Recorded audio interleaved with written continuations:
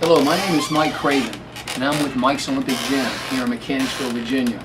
And we started a program 10 years ago that was called True Fitness Solutions. And the whole purpose of this program was to investigate and research failures in preventative health care. Well, what I want to talk about today is something that's been going on for a long time now, is the tragic deaths that are happening around the country from exertional heat stroke. When you hear the word exertional heat stroke, you don't get this form of heat stroke sitting in the sun or being sedentary in hot humid environments. Exertional heat stroke, the number one cause is high intensity effort combined with a low MET score. And a MET score is a measurement of a person's cardiovascular strength, what we call aerobic strength. And young men that have undeveloped MET values, undeveloped that you can measure just like a cholesterol test, their bodies, instead of being able to release heat to the environment, they store more heat. So people have to understand, and this is the whole irony of these tragic deaths, is that if a quarterback plays his position and to win as a team, he has to have linemen that can be competent in what they do. We have to have more of a team approach to dealing with exertional heat stroke, meaning the coach, the athletic trainer, the team physician, the parents, the ADs, the administrators. We need to work as a team where information can be provided that's abundant.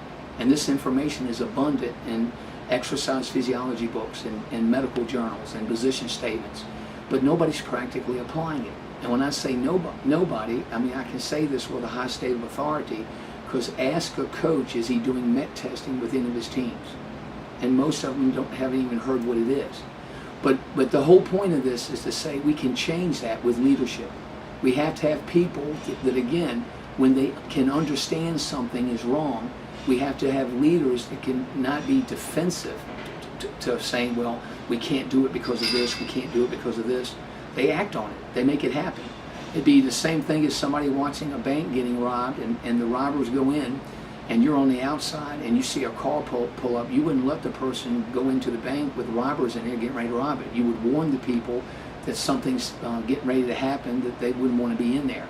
Well, this knowledge of how exertional heat stroke comes about is being ignored. Now I'm going to give you an example. This is written in an exercise physiology book, which is the Bible to how the human body responds to exercise. And I want you to read one paragraph where it's talking about the relationship of cardiac output. This is how much blood we can get to the muscle when the muscle's working, and how much blood we can get to the skin for heat release. And again, people with low MET scores have low cardiac outputs. So your circulatory system is the workhorse in any type of high intensity, long duration, labored movement. Whether you're a firefighter, whether you're a military personnel, whether you're a football player. If you're asked to do things in temperate environments with low MET scores, the longer you do it, the more you hold on to the heat. And that heat storage causes issues with heat stroke. Okay? So let me read a paragraph so you can have a better understanding. It says here, this shunning of blood from specific tissues occur primarily during maximum exercise. Blood flow to the skin increases during light and moderate exercise, so metabolic heat generated in muscle can be dissipated at the skin's surface. During intense work of short duration, however, this tissue temporarily restricts its blood flow, even if the exercise is performed in a hot environment. In some instances, blood flow is reduced as much as 4/5 of the organ's blood supply at rest. Now what this is telling us, no matter how fit you are or unfit, if we do typical anaerobic conditioning, the way the game is played, we're asking kids when they run those 110s to run at max effort. We're asking them when they run the 40s repetitively to do it at max effort. So any drill that's being done at max effort causes, if it's max, blood supply to the skin to be reduced, which means as soon as they stop those drills, unless they do have high cardiac outputs, they can't get the heat released to the environment by engaging the aerobic energy system. So we have to think of a better way of preparing our young men before August starts with heat and humidity, and expecting athletes to do high intensity work the first day of practice. The way you do that is you identify who's low to high. You do that in May, before August even comes. Young men that are low, meaning anything under 40 milliliters. The American College of Sports Medicine dictates anything under 40 milliliters should be a major concern. Those young men that test out with those low values should be put on a mandatory aerobic strength training program to cause those MET values to adapt, to become higher, to be more heat fit. So when we think of being aerobically fit or having higher levels of aerobic strength, you're describing a young man's ability to maintain a high MET per minute. Is that how you make him heat fit? That's exactly how you make him heat fit. Now what we've got to do is take the leadership that if I'm talking about something right now that is a little bit on the curve of not understanding, you need to seek out experts that can spend time with you to show you how this can be implemented. And what we can do with this is protect our young men that are playing a game.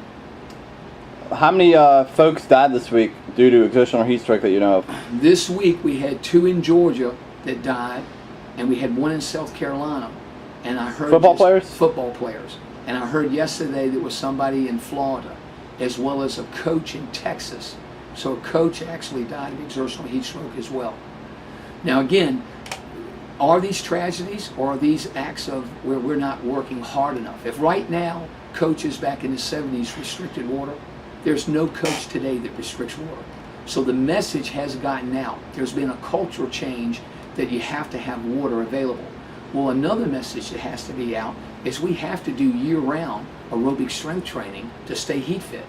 And that means if we neglect it, like it's being neglected even at the Division I level, if you look at how many coaches are doing MET testing, they're not being taught anywhere. Well, they're the leaders that this needs to come from. So briefly, if it's important that people's MET scores are above 40, according to the who? According to the American College of Sports Medicine position statement on heat illness. If that's important, what does that mean as far as the body? If the MET score is above 40, how does it, or if, let's say mine is at 20 and I condition myself May through August to get it above 40, what is happening physiologically speaking inside of my body? Here's what's happening. Anytime your MET score goes up, when you hear the word acclimatization, the very next thing you should think is physiological change.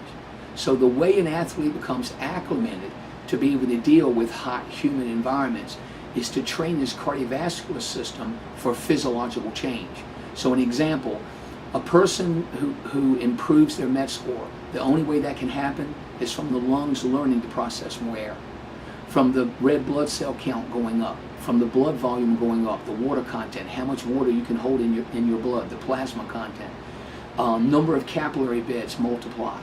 The heart's cardiac output, which is the big thing we're talking about right now, having a heart that can pump a lot of blood to the necessary organs needed for heavy exertion and heat, and the muscle's ability to extract oxygen. So if the muscle reproduces mitochondria based on MET values going up, that means it's going to be more oxygen extracted, which leaves more blood to be able to go to the shell. So these physiological changes occur in everybody if they're exposed to the stimulus. Well, what's the stimulus? It's not running wind sprints. Wind sprints is not going to change the MET values.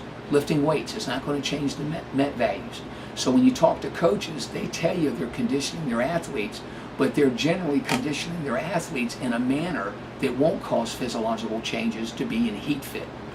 So there's different ways to condition according to each energy system of the body, which I'm pretty sure you have another video on, correct? You're exactly right. If we train the ATP, CP energy system, if we train the lactic acid energy system, if we train the aerobic energy system, we have to understand all 3 energy systems are used in the sport of football.